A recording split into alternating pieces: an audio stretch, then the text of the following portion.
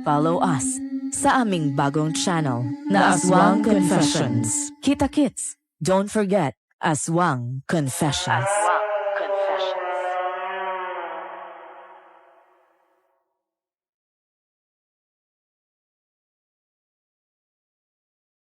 Bilisan na natin, anak.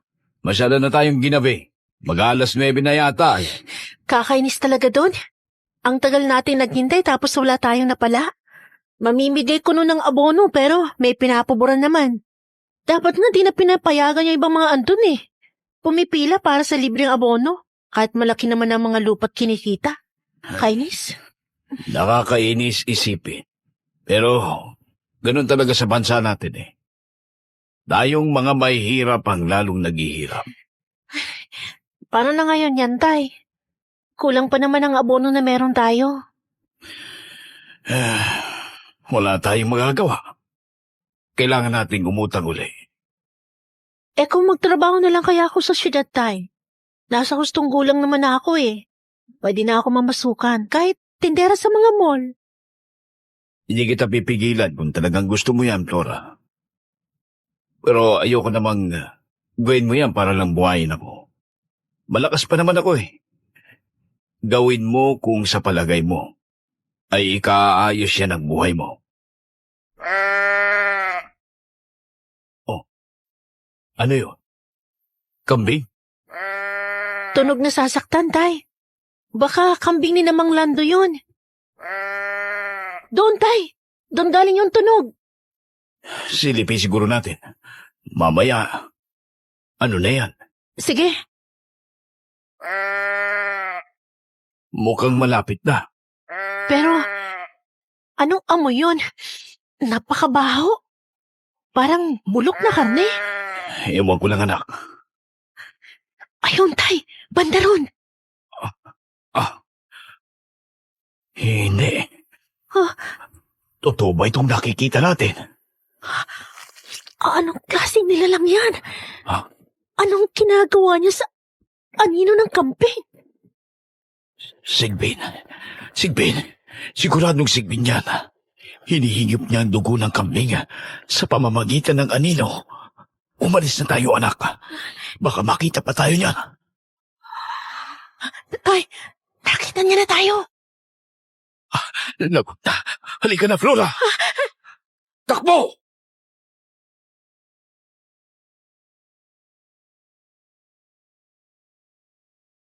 Good morning sa inyo. Tawagin niyo na lang po akong Carmi, 27 years old. Isang kasambahay dito sa Dipolog. Itong ibabahagi ko po ay kwento ng mga amo ko na sina Madam Flora at Sir Chito. Hindi po nila mga tunay na pangalan. Kakaiba po kasi ang kanilang love story. Lalo yung tungkol sa kung paano sila nagkakilala at nagkatuluyan. Ang among lalaki ko raw po kasi ay dating aswang. At hindi biro ang kanilang pinagdaanan nung araw ng kanilang kasal. Kaya naman, naisip kong ipadala ang kanilang kwento. Siyempre, sa kanila na rin pahintulot. Dito, sa kwentong takipsilim. Nagsimula po ang kwento noong dekada 90. Nangyari ito sa isang liblib na bahagi ng Zamboanga del Sur. Isa po yung pamayanan na pagsasaka ang pangunahing kabuhayan ng mga tao. Bagamat mahirap ang karamihan, payapa naman ang kanilang pamumuhay. Subalit, ang kapayapaang yun ay nabasag nang may isang sigbin na nanggambala sa kanilang lugar. At ang panggagambala ng sigbin ay simula pa lamang pala ng tuluyang pagbabago ng buhay ng dalagang si Flora.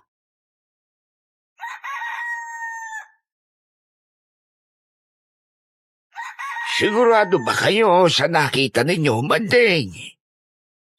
Opo, Maglando. Una po kasi noon, narinig lang namin itong si Flora. Yung kambing ninyo. Parang nasasaktan. Naisip kong baka nakatakas sa pagkakatali yung kambing at napano na. Kaya minabuti kong lapitan. Titignan ko sana kung anong magagawa ko. Kaso yun na ang nadatna namin. may itim na nilalang. Nakasubsob sa anino ng kambing. Malamang hinihigop niya. Dugo ng alagaan nyo. Nangingisay-ngisay pa. Nung inabot namin yung kambing ninyo eh. Patawad po, Mang Lando. Di na kami umabot. Di na rin namin nagawang harapin yung sigbin. Tumakbo na kami kasi baka kami pang saktan. Huwag kayong mag-alala. Hindi ko naman kayo masisisi. Tama lang ang ginawa ninyong tumakbo kayo agad. Mabuti nga at hindi kayo hinabol. Hindi natin alam kung hanggang saan ang kayang gawin ng isang yon. Medyo nangihinayang nga lamang ako sa sinapit ng kambing ko. Ay ibibenta ko na dapat yun bukas. Hayaan niyo po, Mang Lando. Tutugisin natin yung sigbin na yan. Hindi ito ang unang pamamaslang niyan eh. Siguro nga, puro mga alagang hayop ang nabibiktima. Pero hindi na natin dapat hintayin na may masaktan pang tao yan. Kailangan na niyang mahanap at masugpo. Nako, ikaw? Tutulong sa pagtugis? Umaalingasaw nga yung amoy ng tuba sa bunganga mo eh. Baka kapag nakaharap mo yung halimaw na yon, bigla ka na lamang maihi at kumari pa sa takot. Malamang ganun nga mangyari, Tay. Huwag naman kayong ganyan, Mang Manding. Magtiwala naman kayo sa magiging manugang ninyo balang araw. Manugang? At sino naman sa mga anak ko ang papatol sa isang inutil na gaya mo? Ha, Ruben? Oo nga. Malabong patulang ka ni Ate Lorena at imposible rin ako. Kahit pumuti, pumula, bumerde, o ano pang maging kulay na uwak, hindi ako papatol sa isang taong walang direksyon ng buhay. Sige lang. Pagsalitaan nyo lang ako ng ganyan ngayon. Pero balang araw, mapapasakin ka rin, Flora. Sigurado yan. Hinira na nga yata ng tuba ang utak ng taong yo. Wala na nga yung dinulot na maganda dito sa baryo natin. Sakit sa ulo. Ikaw man din, ingatan mo talaga itong mga anak mo. Pareho pa namang babae, magaya. Mamaya sapian ng kalokohan niyang Ruben na yun. Huwag kayong mag-alala, Mang Lando. Kapag pinagtangkano ng kahit sinong babae dito sa baryo, hindi kami magdadalawang isip na pugutan siya ng kanyang dalawang ulo.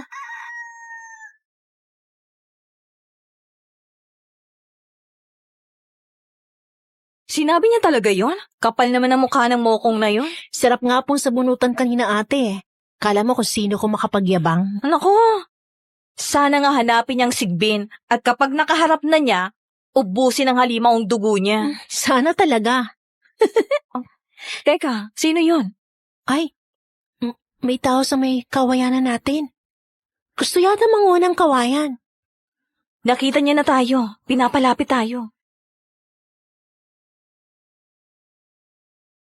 Habang naglalakad papuntang kawayanan na nasa dulo ng kanilang lupa, may nakita ang magkapatid na Flora at Lorena. Isang binata na nakatayo sa tabi mismo ng kawayanan. Medyo payat po ito at moreno. Naka-shorts na maong at tsinelas. Tapos pulang t-shirt.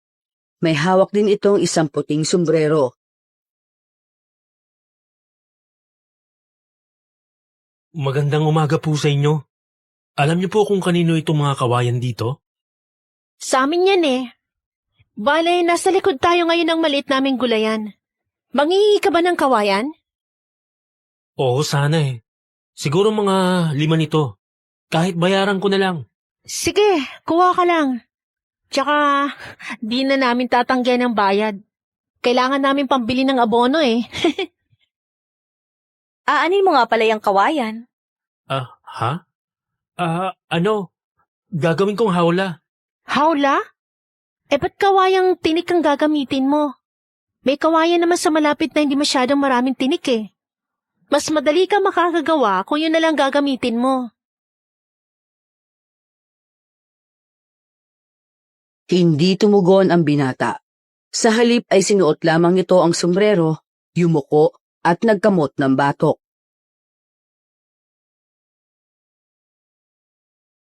Oo nga pala. Ngayon lang kita nakita rito sa amin Bago ka lang ba dito? Oo. Nung nakaraang araw lang ako dumating. Saan ka ba galing? Tsaka sino bang pinunta mo rito? Wala akong sinadya rito sa inyo. Lumahis lang kasi ako sa amin sa Visayas. Tapos nakarating ako rito. Diyan lang ako tumutuloy ngayon kina Aling Betty. Ah, trabahador ka sa baboyan nila? Oo, Ano nga palang pangalan mo? Chito. Ako si Chito. Kayo ba? Ako si Lorena. Ito namang kapatid kong bunso, si Flora. Huwag kang mag-alala. Wala pang nobyo to.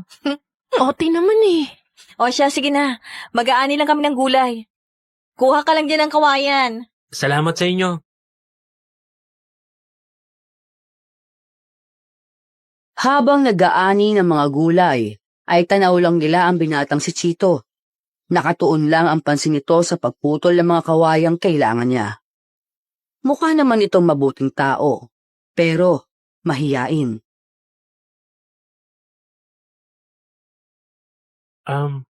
Lorena? Tsaka Flora? Alis na ako. Ayos na itong mga nakuha ko. Eto nga pala ang bayad. Salamat. Tsaka, huwag ka na nga masyadong magalang sa amin. Mukhang magkakaedad lang naman tayo eh. Oo. Sige. Masyadong mahiyain tong taong to. Relax ka lang. Di naman kami mangangagat. Pasensya na sa inyo. Medyo naninibago lang kasi ako. Hayaan nyo kapag gusto kong maglibot-libot dito. Lapitan ko na lang kayo. Mukhang mababait naman kayo eh. Sige ba, magsabi ka lang. Diyan lang naman yung bahay namin, oh. Yang kubong natatanaw mo mula rito. Yang may makupa sa bakuran. Sige. Alis na ako ha. Baka hinahanap na ako ni Aling Betty eh. Sige, ingat! Gumulong ang mga araw at gabi. May mga ilan-ilan pang mga alagang hayop na nabiktima ang sigbin. May iilang tao rin na nakakita sa halimaw. Pero bigla-bigla na lang itong nawawala. Kaya hindi nahuhuli. Hanggang sa lumipas ang mahigit 1 linggo, pauwi noon sina Lorena at Flora matapos magbaba ng mga gulay sa bayan. Natagalan sila dahil nasiraan ang sinasakyan nilang bus. Huminto pa ito ng mga 1 oras para ayusin. Kaya naman, madilim na nang makababa sila at lumakad papuntang baryo.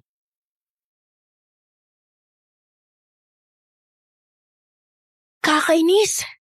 Ba't ba nasiraan pa yung bus na yun? Ginabi na tuloy tayo.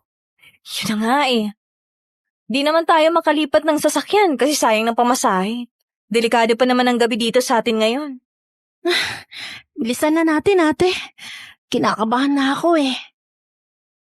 Flora, tigil!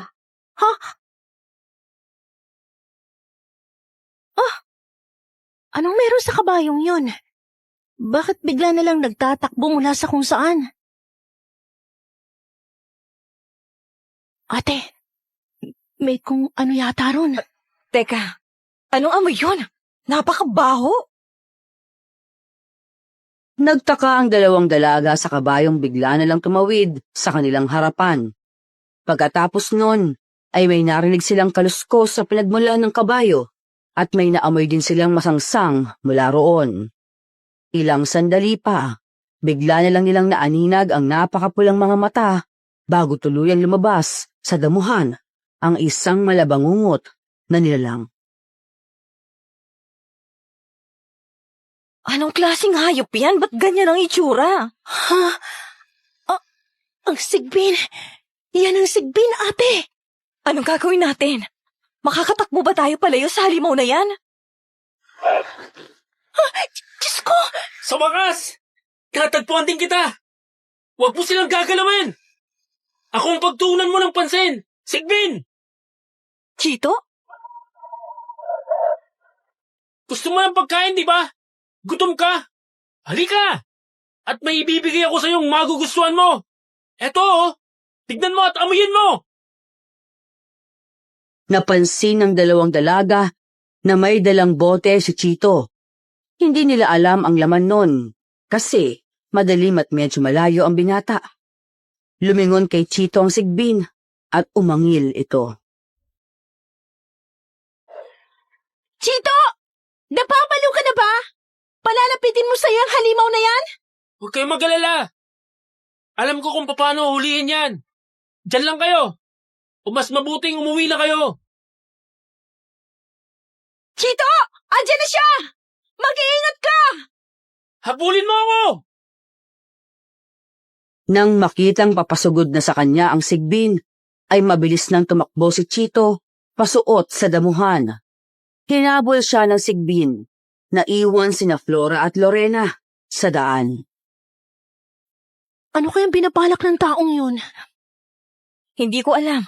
Umalis na lang tayo rito. Baka mamaya bumalik pa yung halimaw na yon. Eh paano kung mapahamak si Chito? Sundan siguro natin, ate. Mukhang alam naman niyang ginagawa niya eh. Iwan na lang natin yon. Susundan ko siya. Hoy, Flora! Bumalik ka nga rito! Mauna ka na lang sa bahay, ate!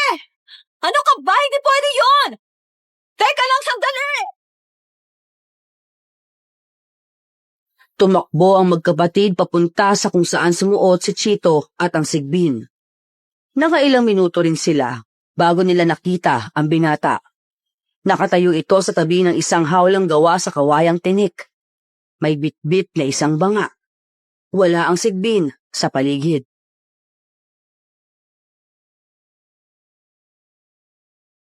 Di ba sinabi kong umalis na kayo? Eh, naisip ko kasing ba kailangan mo ng tulong. Ano nangyari dito? Nasaan ang sigbin? Nahuli ko na. Hindi na yun makakapanggulo dito sa inyo. Nahuli mo? Paano mo nagawa yun? Eh, nakakatakot na halimaw yun eh. Mukhang napakalakas pa't agresibo. Kaya nga, nasa matinding panganib kayo kanina. Siguradong, aatakihin kayo noon. Nakalayo yung kabayo na bibiktimahin niya dapat eh. Tapos kaya nakita niya. Kung hindi handa ang isang tao, wala talaga siyang laban sa isang sigbin. Ibig sabihin, may alam ka kung paano hulihin yon? Ganun na nga. Oh, nahihiya ka na naman eh. Pero ay salamat ah. Kung di dahil sa'yo, baka napano na kami ni ate. Nako, wala yon. Masaya akong makatulong. Ganito na lang. Bukas, sa bahay ka mag-almusal. Kahit konti man lang, masuklian ka namin. Hindi na kailangan yon. Ayos lang nagawa kong tungkulin ko. Hindi kami papayag na tatanggi ka. Pumunta ka bukas sa bahay. Aasahan ka namin. Sige. Ay, oo nga pala. Hatid ko na kayo. Lumalalim ng gabi eh. Lumakad ang tatlo palabas ng damuhan. Pagkatapos ay tinahak na nila ang daan papunta sa bahay ni Flora at Lorena.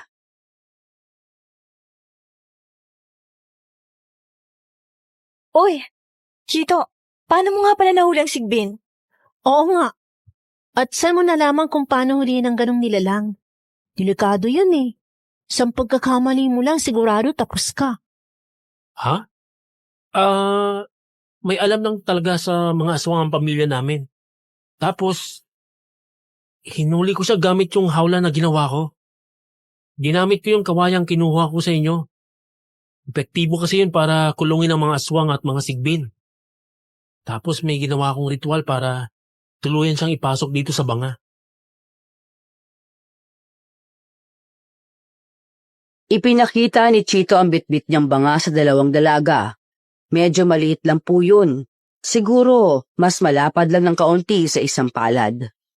Tapos, nasa 4 na pulgada lang ang taas.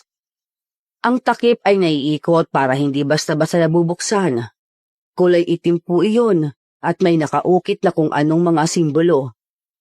Halatang maganda ang pagkakagawa. Nandiyan ang sigbin? Paano naman yung nagkasya dyan eh? Mas malaki pa sa aso yun. Nilalang ng aninong mga sigbin. Gamit ang ritual, pwede silang ibalik sa kanilang anyong anino at ipasok sa banga. Saan mo dadalhin ngayon yan?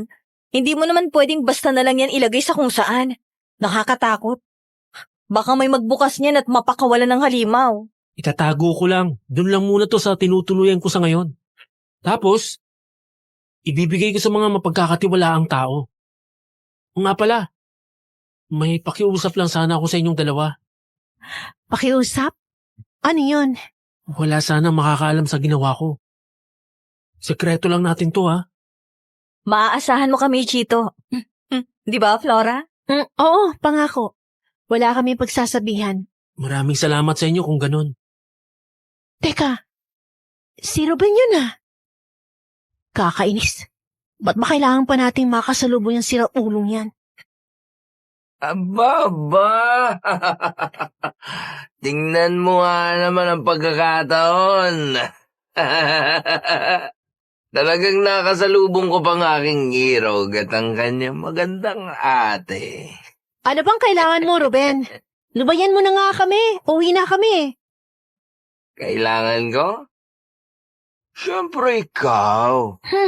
Ikaw lang ang kailangan ko sa buhay ko. Naks naman. Pues, hindi kita kailangan. Padaanin mo kami. Kailangan nyo ako. Gabi na ihahatid ko na kayo. Salamat na lang pero hindi na, Ruben. Isa pang may kasama na kami. Ayos na kami ni Flora kasama si Chito. Chito? Itong patpating to? Sangihip ko lang lilipad na tong butot balat na to Pare, pasensya na pero dadaan na kami.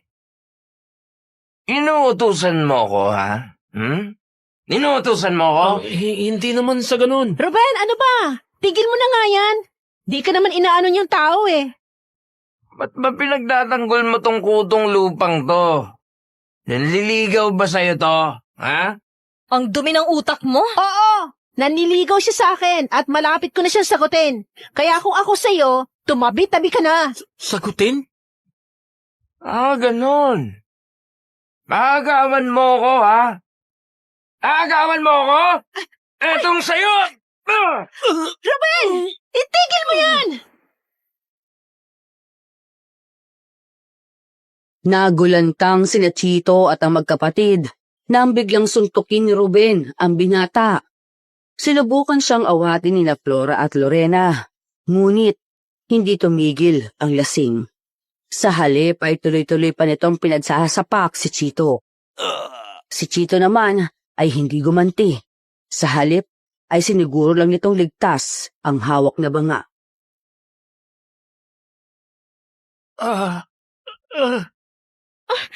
Ano? Ha?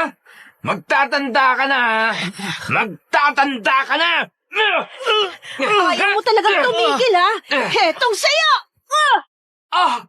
Aray ko! Ba't ka mo lang hampas ba to, ha, Flora? Chito, halika na. Lumayo tayo sa demonyong yan. Dahil rinding-rindi na ako sa iyong tao ka. Tigilan mo na ako. Layuan mo na ako. Nakakainis ka na. Ayaw mo ba kasi akong babigyan Kung papayag ka na maging kasintahan ko, di wala lang problema, tanga! Ang kapal na mukha mo. Kung ayaw mo talaga akong pagbigyan, kukunin na lang kita ng sapilitan! Subukan mo at tatagpasin ko yung ulo mong punyeta ka. Tatay Manding, Wag mo kong matawag-tawag na tatay. Hindi kita anak, kaya umalis ka na. ay, siya, alis na ako.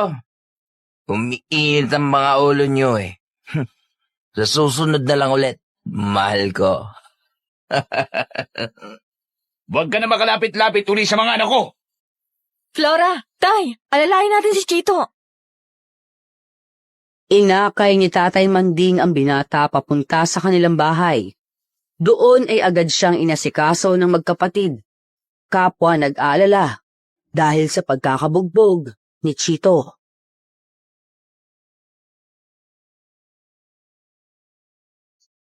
Kumusta ng pakiramdam mo?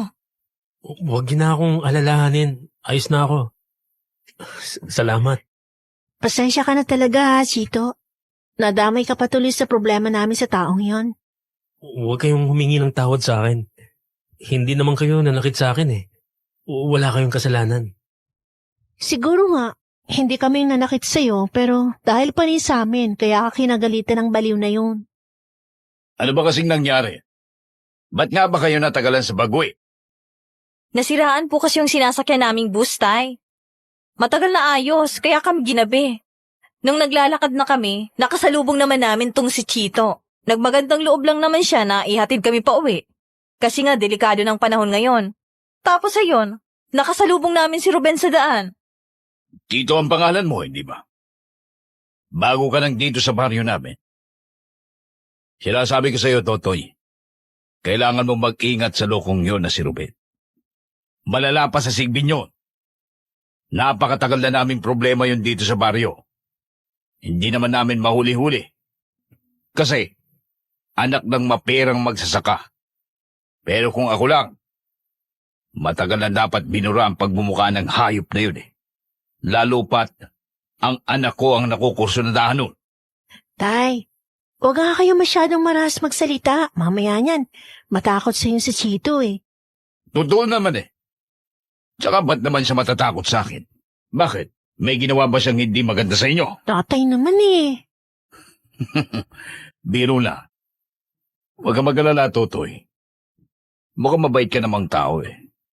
Kahit kailan ay pwede kang dumalaw rito sa bahay. Salamat po, Mang Manding. Magluluto nga pala muna ako. Anong oras na eh? Ikaw, Chito, may gusto ka bang kainin? Kanin. Prutas at gulay lang ang kinakain ko eh. Ayaw mo ng karne o isda man lang? Oo, yung kasi nakasanayan ko sa amin. Tapos, hindi niluluto o tinitimplan yung gulay. Aba, kakaiba yun ah. Pero, siya, Lorena, magsaing ka na. Tapos ay may saging pa naman dyan. Pwede na ba yun sa'yo, Totoy? Opo, Manong. Ayos na po. O siya, sige, alis na muna ako. May pupuntahan lang ako sandali. Babalik din ako kaagad. Flora, ikaw na munang bahala dito sa bisita natin, ha?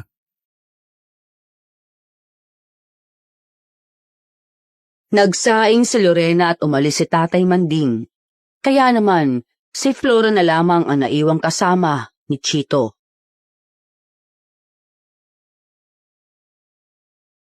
Pasensya na ulit, Chito. Kalimutan mo na yun, Flora. Wala kang dapat ihingi ng tawad. Kasalanan ko kasi. Nabugbog ka kasi nagkunwari akong manliligaw kita. Kala ko naman kasi, lulubayan na ako ni Ruben kapag nalaman niyang may magiging kasintahan na ako. Pasensya na ulit. Naiintindihan ko, Flora. Huwag mo na yung alalahanin. Matanong nga pala kita. Ba't hindi ka pumalag kay Ruben kanina? Tingin ko naman, kayang-kaya mong patulugin yun eh. Sigbin nga, kaya mong talunin si Ruben pa ba? Una, mas inisip ko ang banga. Hindi kasi ito pwedeng mabasag. Lalo at kakahuli ko pa lang sa sigbin. Ikalawa, alam mo kasi, Flora, ayoko talaga ng gulo. Ayoko makapanakit ng kahit na sinong tao. Ba't ka ngumingiti? Ang bait mo pala talaga, no, Chito? Hindi naman siguro. Pasyal tayo bukas, gusto mo? Ha? Saan naman? Kahit saan. Maraming pwedeng galaan dito sa amin. Pero, pinaka-paborito ko ron banda sa may sapa. May bahagi kasi yun na hindi ganong pinupuntahan ng mga tao. Ano? Pwede ka bukas? Linggo naman eh. Sige, pasyal tayo. Nang sumunod na araw ay gumala nga sina Chito at Flora. Nagpaalam naman sila ng maayos sa tatay at kapatid ng dalaga. Pinasok nila ang kakahuyan at dumiretso sila sa isang tagong sapa. Hanggang binti lang po ang tubig nun, pero napakalinaw at napakalamig.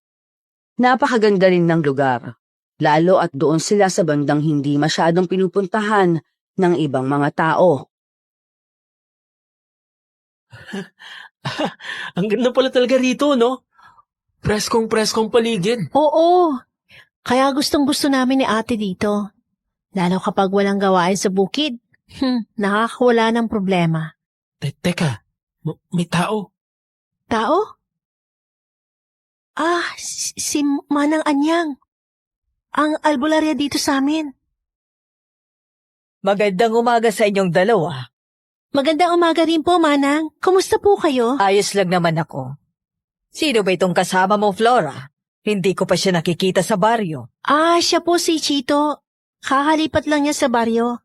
Trabado po siya ngayon ni na Aling Betty. Chito Bakab.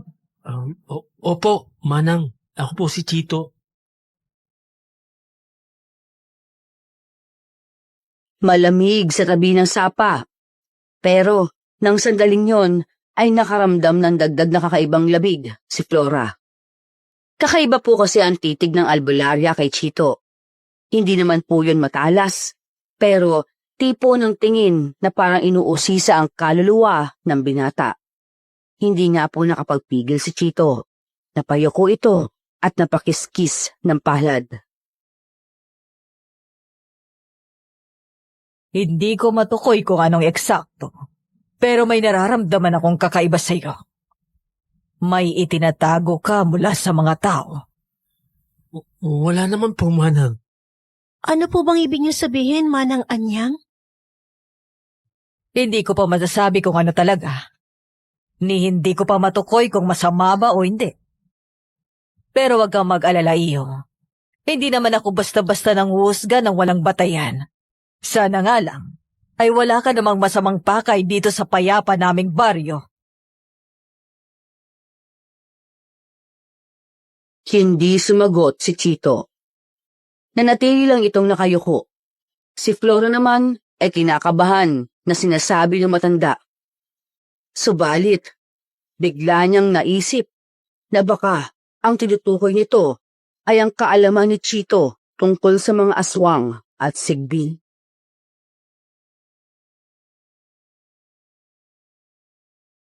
Sige na, ako'y aalis na. Napadaan lang naman ako rito dahil nangunguha ko ng mga ligaw na halaman. Pasensya na kung natakot man kita, ha, iyo? Hindi po, Manang. Ayos lang po. Sige, mag-iingat kayo. Kayo rin po, Manang. Ingat din po. Minsan talaga, napaka-weird at nakakilabot si Manang. Pero huwag ka mag-alala, Chito. Mabait naman yun at maaasahan. Mukhang hindi ko yata may tatago sa lahat ng paghuli ko sa sigbin. Yun nga rin naisip ko Pero kung si Manang Anyang naman ang makakaalam, sigurado ko, di niya rin yung pagkakalat. Sana nga. Huwag mo na masyado isipin yun. Tara, dali! Doon tayo! Uy, sandali! Nangihila ka naman eh. Halika na kasi! Teka! Uy!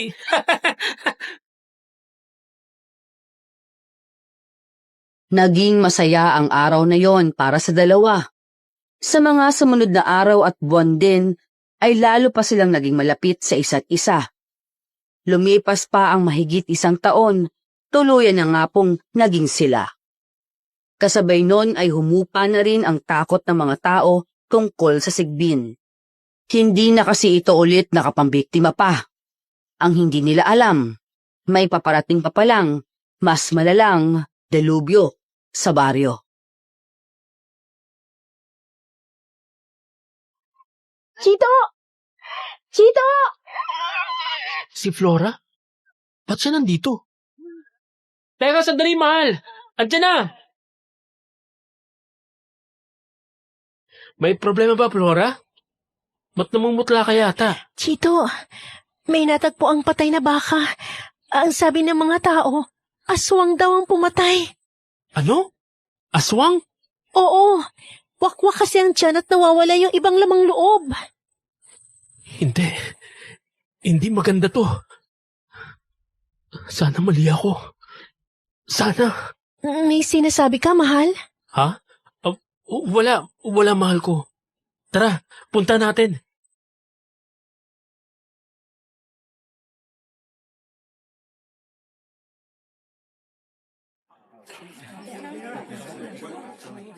Ako, isip ko yung may gawa niya, no? Gawa naman yung Sino kaya may gawa ni... may gawa niya. Grabe naman, oh. Wala pang makapagsabi kung sino talaga. Halata namang hindi taong may gawa niyan eh. Naniniwala ang marami na aswang ang dumali sa baka. Kahit si Manang Anyang, yun din ang sinasabi. Kahit naman ako ate, yun din ang palagay. Pero ang gumugulo sa isip ko, sino ang aswang na gumawa niyan? Sinasabi ko na nga bang lulutang ka rin, Chito? Hindi. Bakit andito kayo? Sino siya, mahal? Siyang tatay ko. Ano? Nagulantang si Flora sa sinabi ng lalaking yun. May katandaan na ito, bagamat matipuno pa rin ang pangangatawan. Ang pumukaw sa pansin ng dalaga ay ang halatang yayamaning pananamit at tindig dito. Mamahalin na mga damit, marami rin mga alahas, may kasama rin siyang isang lalaki na nakatayo sa may di kalayuan. Pormado rin po ang suot nito at may kalakihan ang pangangatawan. Mag-usap tayo. Isama mo yung babae. Hindi. Tayo lang muna mag-usap. Sasama ako. Pero, Flora, Nobyo kita, Chito. Siyempre gusto ko rin malaman kung anong buhay ba talagang nilayasan mo sa inyo. Wala ka naman sinasabing gano kapag tinatanong kita eh. Sige na, Chito. Isama mo siya.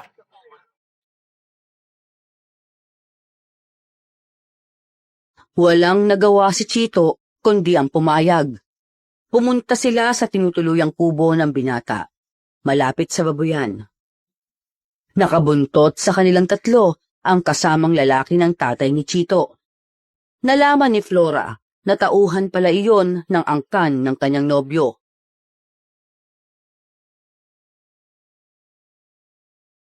Anong ginagawa niyo rito? Alam mo na ang sagot diyan, Chito. Nandito ako para sunduin ka. Malapit nang nakatakdang panahon. Sinabi ko na sa inyo, di ba? Ayokong manahin yung sumpang yan. Kung pwede ko nga lang tanggalin ang dugo niyo sa mga ugat ko, gagawin ko eh. Eto bang babaeng pakakasalan mo? Mabuti at may napili ka na pala bago ang takdang gabi. Oo. Pakakasalan ko si Flora. Pero hindi sa paraang gusto nyo. Kaya nakikiusap ako pa. Lubayan nyo na ako. Bibigyan kita ng 3 araw para mag-isip. Huwag mo kong bibiguin, anak. Ayoko kayong biguin. Kaya nga sinasabi ko na sa inyo eh. Huwag na po sa akin pa. Maghanap na lang kayo ng ibang mapagpapasahan yan. Pwede naman yan eh. Teka, sandali. Anong mahanabang pinag-uusapan nyo? Tsaka anong pasal? Kung ganon, ay wala ka palang alamining. Alam mo, Chito, kung ako sa'yo, sabihin mo na sa kanya ang lahat. Sabihin mo na sa kanya ang totoo. Magiging masalimuot ang susunod na gabi. Mas mabuti nang handa siya sa mga mangyayari. Huwag mong idadamay si Flora. Kilala mo ko, Chito. Madadamay ang madadamay. Hayop ka. Sandalin na estatwa si Flora sa kinatatayuan. Bigla na lang kasi niyang nakitang pumula ang mga mata ni Chito. Pero napakabilis lang po nun. Agad din niyang bumalik sa dati. Kaya naisip ng dalaga na baka guni-guni lang niya ang nakita. Kung ako sa'yo, Chito, hihinahon ako. Baka mabulgar ang inililihim mo ng di oras. Naku, Sige na. Aalis na ako. Aasahan ko ang sagot mo sa loob ng 3 araw at gabi. Gumawa ka ng maling pasya. At siguradong magsisisi ka.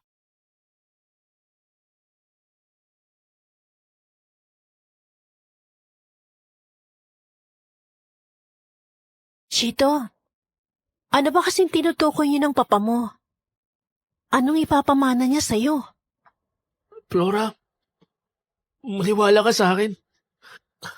Gusto ko sanang sabihin sa ang lahat ng tungkol sa akin eh. Matagal na. Pero hindi ko alam kung paano. Mahal ko, alam kong posibleng pangit na nakaraan yan. Pero may tiwala ako sa'yo. Tiwala ako hindi ka masamang tao. Tiwala akong hindi ako nagkamaling piliin ka. Kaya sana, pagkatiwalaan mo rin ako ha. Kung ano man yan, sabihin mo sa akin, makikinig ako.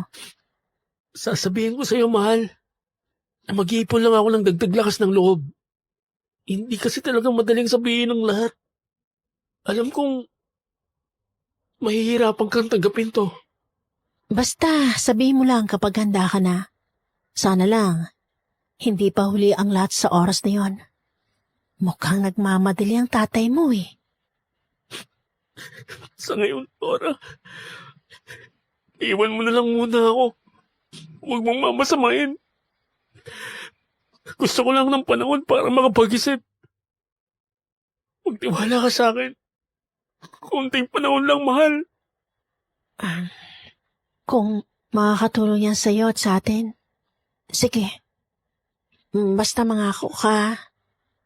Hindi ka mawawala sa akin. Pangako, mahal ko. Hindi ako mawawala sa'yo. Mabagal na gumulong ang buong araw habang nagtatanim ng gulay sa bukid, ay hindi mawala sa isip ni Flora ang nangyari. Sumapit na lamang ang gabi, magulo pa rin ang isip ng dalaga.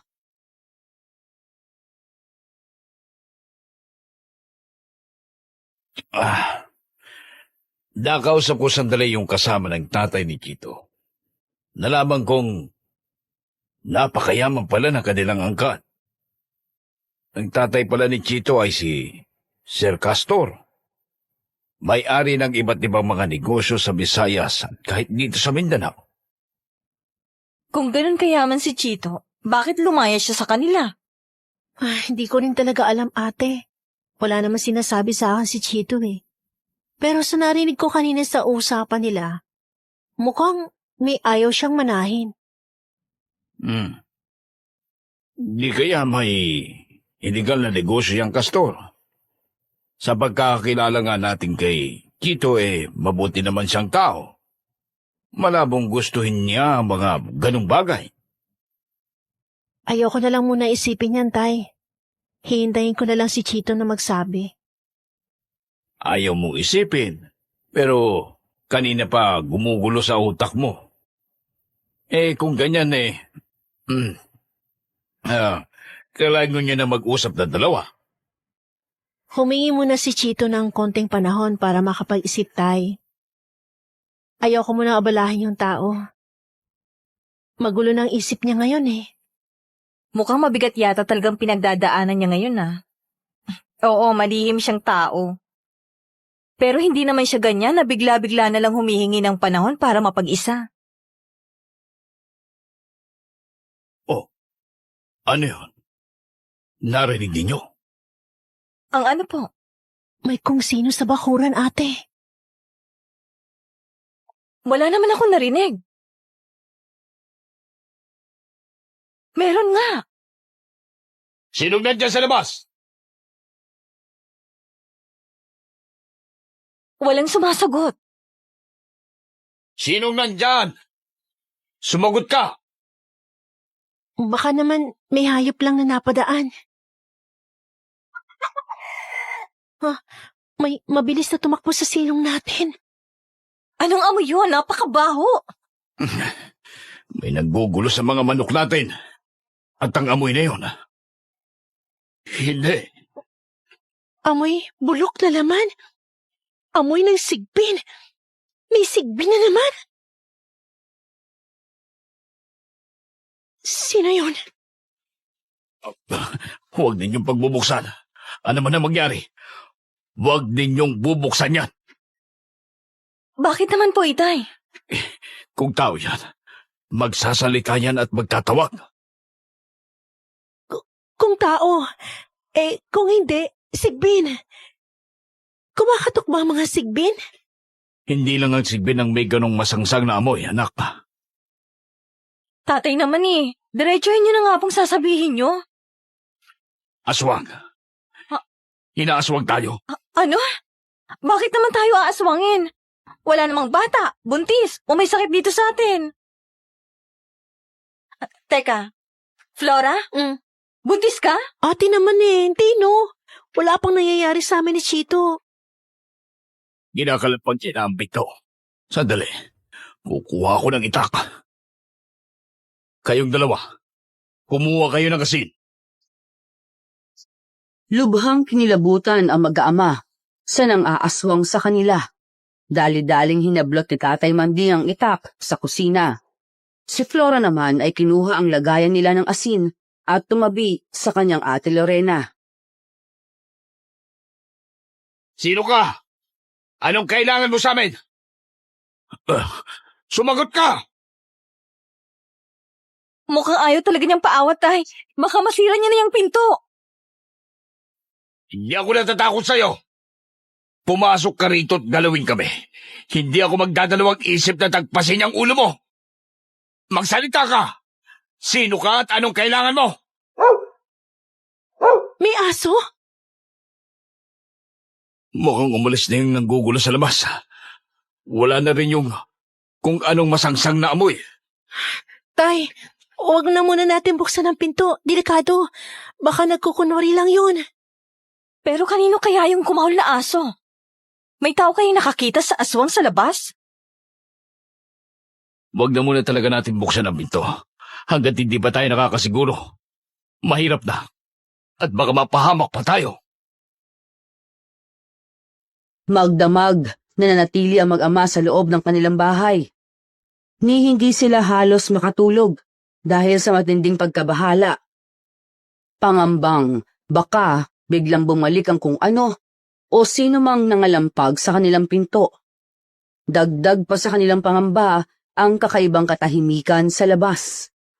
Puro huni ng kuliglig lang ang kanilang naririnig, kahit ang mga manok ay hindi na nag-iingay. Hanggang sa pumutok ang bukang liwayway, lumabas ang mag-aama. Doon ay lalo pang sumidhi ang kanilang hilakbot sa nadatnan sa bakuran. Oh, anong nangyari dito? Ba't nagkaganito ang mga alagang manok natin? Patay na lahat? Walang natira maski isa? Pinakwa ka mga sikmura. Pinuto ng mga ulat, kinalat ang dugo sa bakuran. Pati mga sisiw dinurog. Sinong demonyo makagagawa ng ganito? Tinatakot tayo ng kung sino. Kung bakit at kung para saan ay hindi ko alam. Pero sigurado kung isa itong banta. Banta? Sino namang magbabanta sa atin? Wala naman tayong kaaway dito. Payapa at patas tayong namumuhay, Tay. Mandi! Mandi! Mandi! Mandi! Anong nangyari dito sa bakuran ninyo? Ba't nagkaganyan ng mga manok? Inaswang kami kagabi, Manong. Ginalampag niya ang pintuan ng bahay. Hindi kami lumabas ng magdamag dahil baka maalanganin kami. Kaya ngayong umaga na, ito na ang naratnan namin. Mang Lando, ba't po ba hindi rin maipintay ang mukha nyo? Habang papalapit dito, may nangyari po ba? Graming pagkakataon to, Flora, Eden.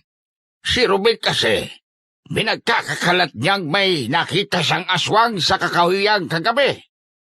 Ang matindi pa rito, hinasabi niyang si Chito ang aswang. Ano po? Paano naman magiging aswang ang nobyo ko? Mukhang may kalokohan na naman yung baliw na yun. Tara, punta natin. Ibalita na rin natin kina Kapitana itong nangyari dito. Tarantang napatilis ang mag-aama kasama si Mang Lando. Diretso sila sa harap ng barangay hall kung saan nagkukumpulan ang mga taga-baryo.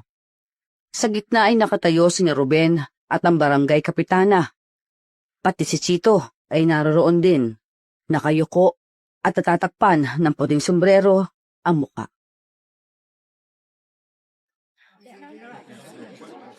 Masayang yung mga manok ninyo, mga. Maraming gusto mga manok, ha? Hay, Grabe. baka panalok na naman to. Anong kalokohan ba to, Ruben? Ano bang sinasabi mong aswang si Chito? Totoong sinasabi ko, Flora. Kitang-kita ko talaga sa kakahuyan kagabi. May itim na aso. Nagkaharap sila ng isang halimaw na hindi ko mailarawan ang itsura. Umalis yung halimaw at naiwan yung aso. Tapos laking gulat ko nang magbago ng anyo yung aso. Naging si Chito! Nasisiraan ka na ba? Mahigit 1 taon na si Chito dito sa atin. Wala naman nangyari masama sa mga panahong yun ah. Nitong kailan na lang may natagpo ang mga patay na hayop dito sa baryo. Flora, humidahong ka muna. Maging kami ba ng mga kabaryo natin ay hindi naniniwala dito kay Ruben. Walang kredibilidad ang taong ito eh. Tapos isang napakabait at tahimik na tao pang tinuturo niyang aswang. Yun nga lang, may iilang pa rin gustong patunayang mali nga ang sinasabi ni Ruben. Gusto lang naming mapanatag ang baryo. Ano bang binabalak mo, Kapitana? Paano mo namang mapapatunayang aswang o hindi si Chito? Pagkakainin natin siya ng dinurog na bawang at asin. Ganun lang kasimple. Sigurado namang hindi siya masasaktan. Hindi naman siya aswang eh. Sandaling natigilan si Flora sa naisip. Sa buong panahon kasi na magkasama sila ni Chito, kailanman ay hindi pa niya ito nakikitang kumain ng bawang o kahit asin man lang. Kahit lutong pagkain na may anumang pampalasa ay inaayawan nito. Panay kanin, prutas at hilaw na gulay lang ang kinakain ng binata. Sandaling nag-angat ng tingin ang pinagpapawisang si Chito. Nagkatitigan sila ni Flora at muli rin itong yumuko.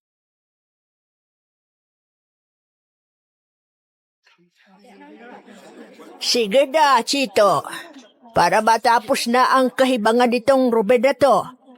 Kainin mo na tong asin at bawang. Sige po, Kapitana. Eto na po. Teka, sandali lang. Manang Anyang? May mas mabisang paraan para kumpirmahin kung aswang ba o hindi itong si Chito. Heto, kunin mo ito. Ano yan? Manang Anyang?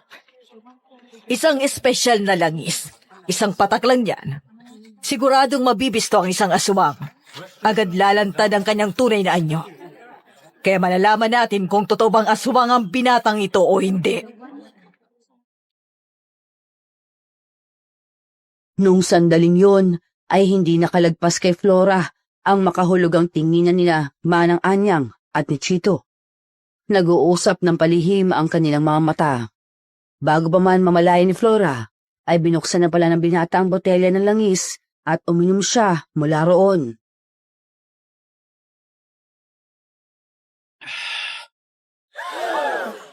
Walang nangyari. Talagang walang mangyayari. Kasi nga hindi aswang ang nobyo ko. Alam mo, Ruben, tigil-tigilan mo na kasi ako, ha? Kami. Masyado ka lang desperado dito sa ginagawa mo para lang sirain ang nobyo ko. Hindi ako gumagawa lang ng kwento para siraan si Chito. Talagang totoong nakita ko, Flora. Kitang-kita ng dalawang mga mata ko. Aswang tong hayop na to. Kung meron mang hayop dito, hindi si Chito yon. Ikaw yon. Baka nga lasing ka lang kagabi. Kaya kung ano-anong nakikita mo. Oo, nakainom ako. Pero sigurado ako sa nakita ko. Maniwala kayo sa akin, mga kabaryo! Maniwala kayo! Aswang talaga tong kumag na to! Ano ba, Ruben? Tama na! Nasa harap na natin mismo ang patunay. Hindi aswang itong si Chito. Kaya tapos na itong usapan na to. Ang dapat nating gawin ngayon, hanapin ang totoong halimaw na nanggugulo sa baryo natin. Huwag nating sayangin ang oras natin sa mga walang kabuluhang parata. Chito, halika na. Teka sandali. Flora, dun muna kayo sa bahay ko. Po, Pag-uusapan natin ang panggagambala ng aswang sa inyong bahay kagabi.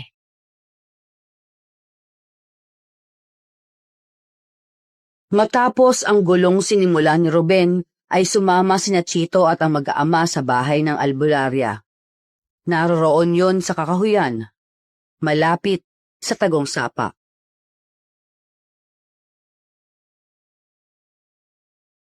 Nakahanda ka na ba? Opo, Manang. Handa na po ako. Ayoko na rin pong iwasan at tagbuhan ang usaping ito. Pagod na po ako. Gusto ko nang malaman na ito ni Flora. Pati na ni na Tatay Manding at Ate Lorena. Chito, ano ba sinasabi mo? May kinalaman ba to sa papa mo? Oo, mahal.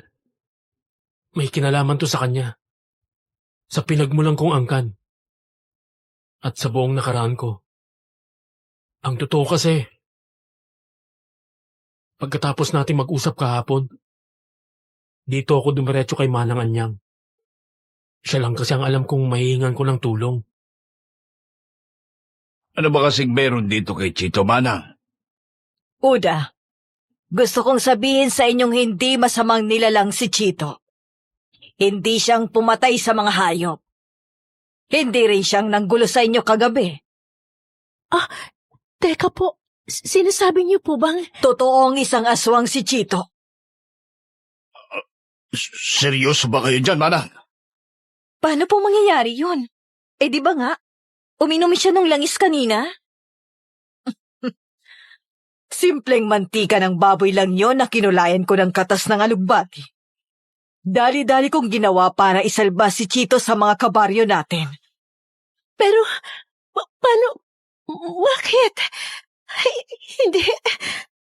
Chito, magpaliwanag ka nga. Biro lang ba to? Totoo ito, Flora. Isa akong aswang. Galing ako sa angkan ng mga aswang. Kaya ako lumayas sa amin kasi ayoko na sa ganitong buhay. Ayokong manahin ng itim na bato galing kay Papa. Ayokong manatiling isang aswang. Kung ganon... Bakit hindi mo kagad sinabi sa amin, Chito? Mapagkakatiwalaan mo naman kami. Anak na ang turing ko sa iyo. Natatakot ako, Tay. Natatakot ako. Natatakot akong mamatay. Natatakot akong mawala sa akin si Flora. Nagpatuloy sa pag-iyak si Chito. Maging si Flora ay napaiyak na rin. Hinayaan na muna ni Manang Anyang at Tatay Manding na ilabas ng dalawa ang kanilang mga luha sa loob ng ilang minuto, hanggang sa mahimasmasan na sila. Noon ay nagsimula ng magkwento si Chito ng mas maayos.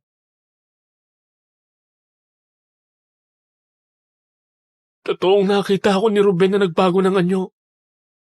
Ako ang narinig yung aso kagabi. Sinugod ko yung tauhan ni Papa na nanggugulo sa inyo.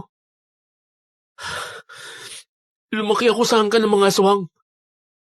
Ang tatay, lolo't lola, at mga kapatid ko ay mga aswang.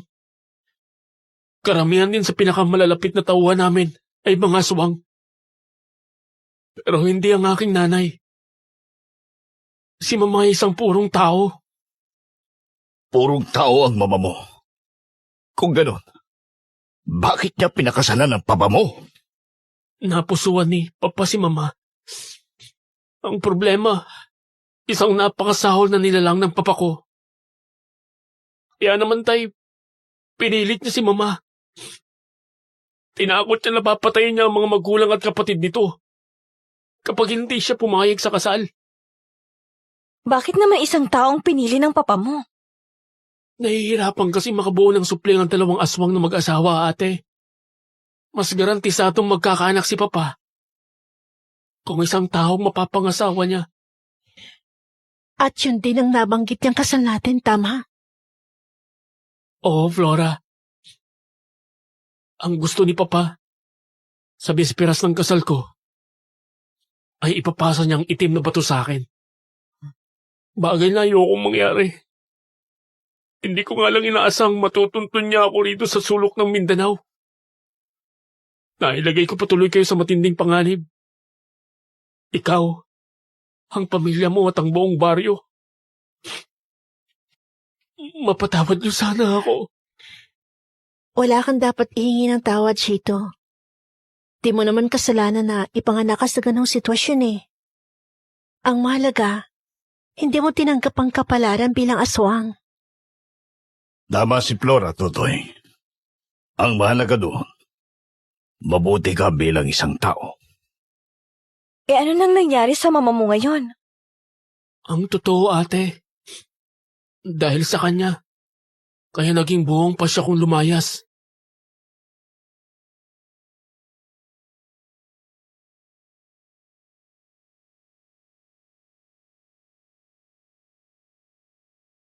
Ma? Anong nangyari? Ba't kayo umiiyak? Ang lolo't lola mo, pati na mga tiyuhin mo, wala na sila. Ano po? Ano pong nangyari? Kailan? Kailan lang? Kanina ko lang nalaman. Pero mahigit 1 taon na palang nakakaraan. Ang papa mo, hindi siya tumupad sa usapan. Inubos niya ang pamilya ko. Ginawa niyang handa sa salo-salo ng kasumpa-sumpa nilang angkan. Napakademonyo ng ama mo, Chito. Hayop! Walang puso! Ginalit ako ng tatay mo eh. Ayaw daw niya maging ganap na aswang itong apo niya. Sino ba siya para pangunahan ako? Hayop ka! Tiniis ko maraming dekada sa impyernong bahay na to para lang mailigtas ang pamilya ko. Pero ano tong ginawa mo? Ano? Bakit? Tututol ka? May magagawa ka ba kung hindi mo gusto ang mga pasya ko? Wala, Estela. Tandaan mong punlaan ka lang. Ang papel mo dito, bigyan ako ng anak kapag gusto ko. Yun lang. Wala kang bilang sa mga desisyon ko. Sumusobra ka na! Pinapalagan mo na ako ngayon, ha, Chito? Bitawan mo si Chito! Bitawan mo si Chito, demonyo ka! Bitawan mo, anak ko! Sinabi ko naman, diba? Wala kang bilang sa mga pasya ko. Sasakalin ko ang kahit sinong gusto ko. Ulitin mong pangingialam at hindi na ako magdadalawang isip. Nalapain ka!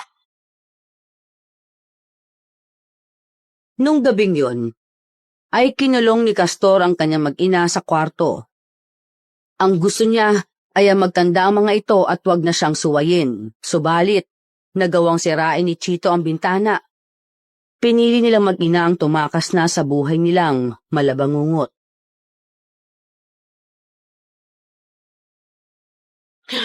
Bilisan natin, Ma! Baka mahabol nila tayo. Pagod na ako, anak. Bumibigay na mga binti ko. Huwag mo sabihin yan, Ma. Kailangan nating magpakatatag. Kailangan nating lumayo rito. Anak, gusto ko mangako ka sa akin. Ano man ang mangyari sa akin, hindi ka na babalik sa bahay na yon. Tumakas ka, lumayo ka rito. Mamuhay ka bilang isang tao. Mama, huwag kang kayong magsalita ng ganyan. Tatakas tayo. Magkasama tayong lalayo. Bakit? Sa tingin ninyo makakalayo kayo? Hindi! Lagot na.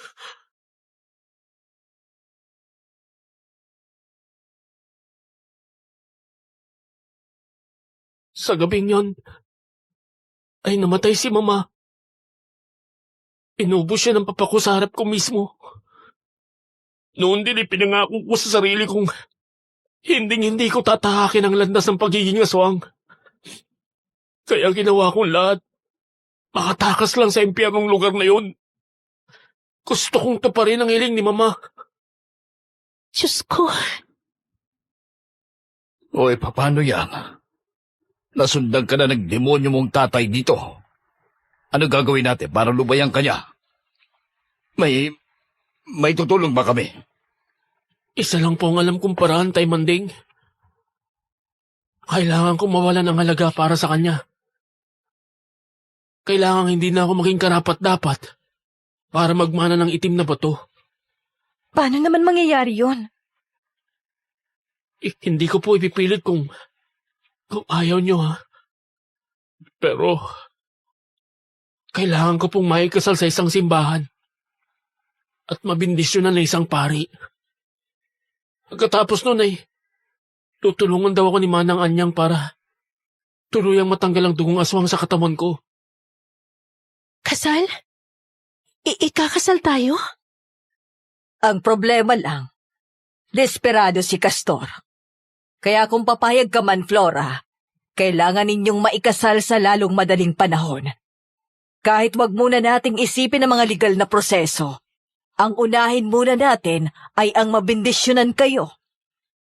Pero, yun nga. Hindi naman kita pipilitin, Flora. Pwede ba mag-usap muna tayo ng tayong dalawa lang? Doon tayo sa may sapa. Sige. Lumabas ang dalawa ng kubo at pumunta nga sa may sapa. Pinagaharian ng pangamba ang kanilang mga mata. Gayunpaman ay sinisikap ni Flora na maging maayos ang lahat.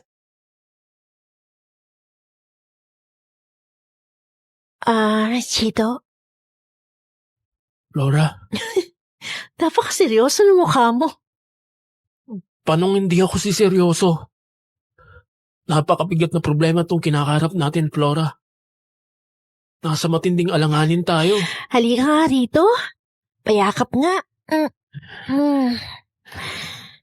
Naiintindihan ko naman eh. Alam ko hindi basta-basta ang kinakarap natin. Pero gusto ko lang ipaalala sa'yo, kaya natin to. Makakalagpas din tayo. At huwag ka mag-alala. Payag ako, mahal ko. Payag ako magpakasal sa'yo. Payag ka? Kahit ganito ako? Kahit biglaan at hindi maayos na kasalang mangyayari? Kahit sa gitna pa ng bagyo, tigba ng kasal. Basta ikaw ang pakakasalan ko, ayos lang. Salamat, Flora. Salamat, mahal ko. Mahal na mahal kita. Mahal na mahal din kita, Chito.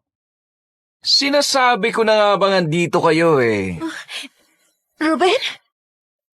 Ngayon, magbabayad ka sa pamamahiya mo sa aking aswang ka! Ruben, wag! Nagulantang ang dalawa nang dumating si Ruben na may dalang itak. Walang ano-ano ay agad ditong inambahan ng taga si Chito. Kaya naman, napalundag pa atras ang binata. Subalit, sadyang matindi na ang sayad ng sira sa ulo ng lalaki. Ruben, ano ba? Bitiwan mo ako! Ngayon, kapag hindi mo pinakita ang tunay mong anyo, talagang tutuluyan ko itong mahal mo! Iwan mo si Flora! Nasasaktan ako, Ruben! Bibilang ako ng 3! Kapag hindi mo sinunod ang sinasabi ko, alam mo na ang mangyayari. 1! Chito! Huwag ka makinig sa baliw na to! 2! Puwisit kang tao ka! 3! What? Nagulantang si Flora nang bigla na lang maglaho si Chito sa kinatatayuan nito. Sunod ay bigla na lang may lumitaw na isang karimari-marim na nilalang sa mismong harap nila Ruben.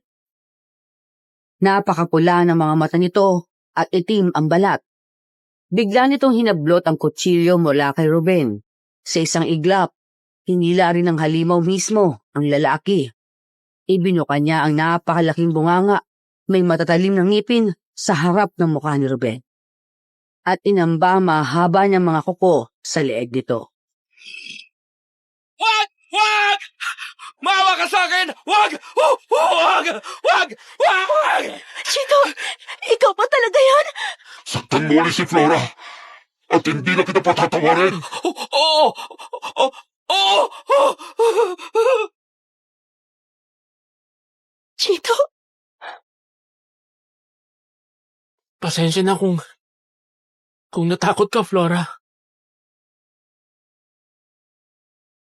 Sunod na lang na malaya ni Flora na ang pangkaraniwang anyo na ulit ni Chito ang nasa kanyang harapan.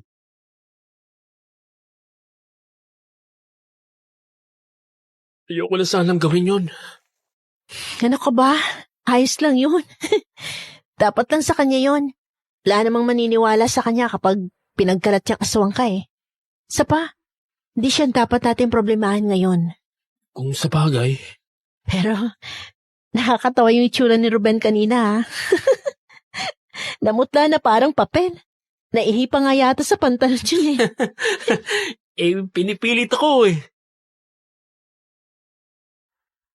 Noong araw ring yon, mabilis na kumilos sina Flora at Chito. Sa tulong na rin ng pamilya ng dalaga. Humanap sila ng simbahan at pari na papayag sa planong biglaang kasal. Mga alas 5 ng hapon na nang dumating si Tatay Manding sa kanilang kubo, kung saan naghihintay ang iba.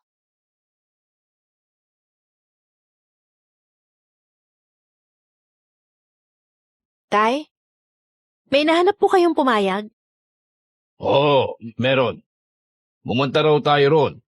Maghihintay na yung pare. Teka, Chito, ba't dala mo yung malit na banga ng sigbin? Sigurado akong kakailanganin natin siya. Seryoso ka ba niyan, Totoy? Opo. Mamaya ako na ipapaliwanag, Tay.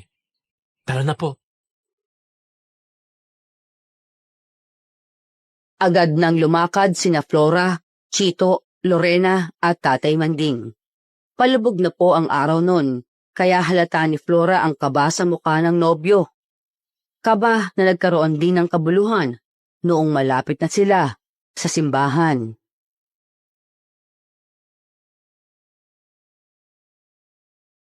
Ilang minutong lakad na lang. Makakarating na tayo. Bilisan pa natin. Padilim na. Hindi na magandang kutob ko. Chito! Ayan na sila. Tumakbo na kayo. Huwag niyo na pahirapan pa ang mga sarili ninyo. Dahil mahabol ko rin naman kayo. Hindi ninyo matutupad ang balak ninyo.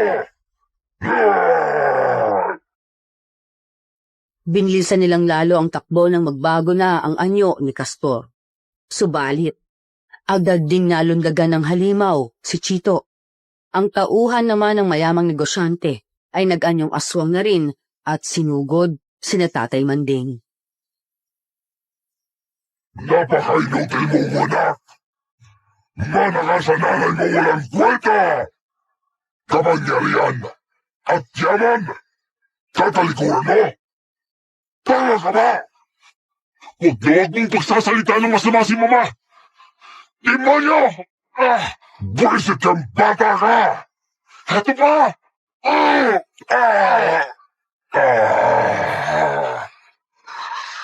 Flora! Hindi! Nakalmot at nasapak ni Chito ang kanyang ama. Subalit, nang lingunin niya sina Flora, ay papasugod na ron ang alipores ng kanyang ama. Huwag naman pong sasaktan sila, Flora!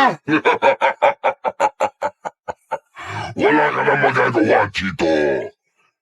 Kasalanan mo to. Kasalanan mo kung bakit may mapapahamak na ibang tao. Hindi. Sigmin! Tinatawagan kita! Lumabas ka! Ano?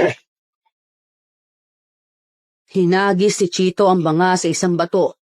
Nang mabasag ito, ay bigla na lang lumabas mula roon ang isang anino na walang eksaktong hugis noong una. Subalit, bigla na lang naging ang sigbin ng makalapit na sa tauhan ni Castor. Walang ano-ano ay mabilis niyang sinakmal ang nasabing aswang. Bagamat, mas mahina ang sigbin kaysa sa isang aswang. Hindi naman nakapaghanda ang nilusob nito. Flora, ayos lang kayo? Nasugatan si tatay, pero mababaw lang naman. Tara na sa simbahan. Suwail ka talagang bata ka! Sigbin! Alam mo nang gagawin mo! Nilusob ng Sigbin si Castor. Noon din ay agad nang kumaripa sina Chito papunta diretso sa simbahan.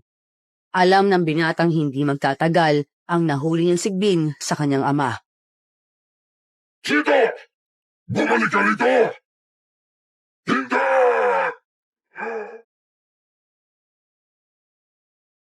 Mabuti na lang at nagawa naman nilang makaabot sa bukana ng simbahan. Nasaksihan ng pari ang nangyari, malapit lang sa simbahan. Kaya naman, agad niyang silang sinalubong at pinapasok. Ikinandado rin niya ang pinto at mga bintana mula sa loob.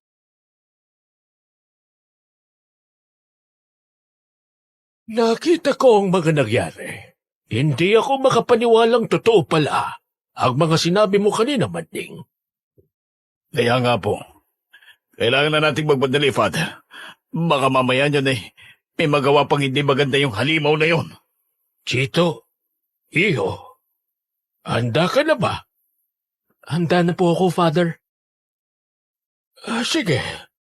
Sisimulan ko ang mga bagay-bagay sa pagbibindisyon ko sa iyo. Bibindigan kita sa ngalan ng Panginoong Hesus. Mangungumpisal ka. At saka tayo tutuloy sa kasal. Mukhang wala talaga siyang planong sumuko na lang ng basta. Huwag kayong patinag. Manalig tayo at manalangin. Walang magagawa ang demonyo. Ngayong naririto tayo sa loob ng tahanan ng may kapal.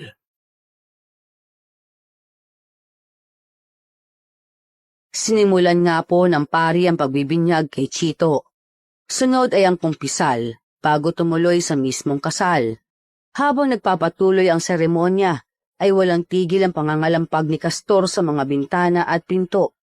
Desperado na talaga ito, subalit hindi niya magawang tibagin ang tahanan ng Diyos, kung saan may mga mananampalataya sa loob, hanggang sa nairaos nga po nila ang kasal. Mabuhay ang bagong kasal! Sa wakas ay nairaos din natin ang maayos ang kasal ninyong dalawa. Nagtagumpay tayo! Oo nga po Tay Manding. Maraming salamat po sa inyo. Maraming salamat din po, Father. Walang nga naman, Iyo. Basta wag mong kalimutang manalangin. Kahit sinong demonyo pa ang mga nasa kalooban mo, kaya yang palayasin ng Diyos. Tatandaan ko po yan. Wala nang nangangalampag. Ligtas na kayang lumabas? Hindi ko na maramdaman si Papa. Malamang ay alam na niyang talo na siya. Masaya at panatag na lumabas ang magpapamilya ng simbahan. Binigyan pa sila ng huling bendisyon ng pari bago sila tuluyang umalis. Wala na silang nakitang aswang doon. Maski ang katawan ng tauhan ni Castor ay wala na rin. Ang nadatnan na lamang nila ay ang sugat ng Sigbin na nagtatago sa ilalim ng isang puno.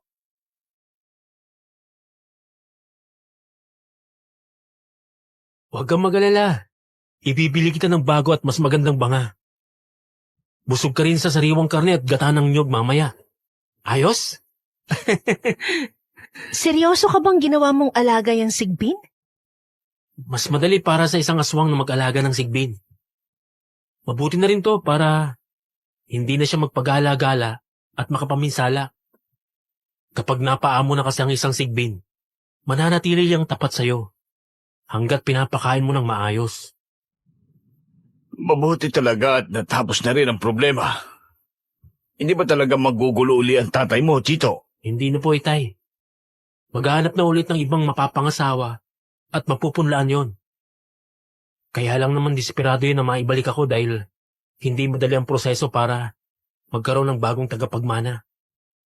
Ibig sabihin po kasi nun, babalik siya ulit sa umpisa at maghihintay naman ng maraming taon. Pero Pasensya na talaga. At ganito ang naging kasal natin, mahal ko. Ayos lang yun. Buti nga yun eh. Kakaibang kasal ko. Di pang karaniwan. Oo nga naman. O siya, tara na. Mag-ihaw tayo ng manok pag-uwi. Imbatahan na din natin si Manang Anyang.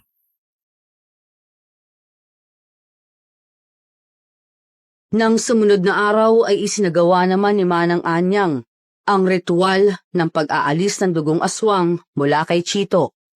Yun nga lang ay hindi ito nagtagumpay. Sadyang mahirap daw kasing tanggalin ang likas na pagkaaswang. Ang nagawa lang ng albularya ay patulugin ito.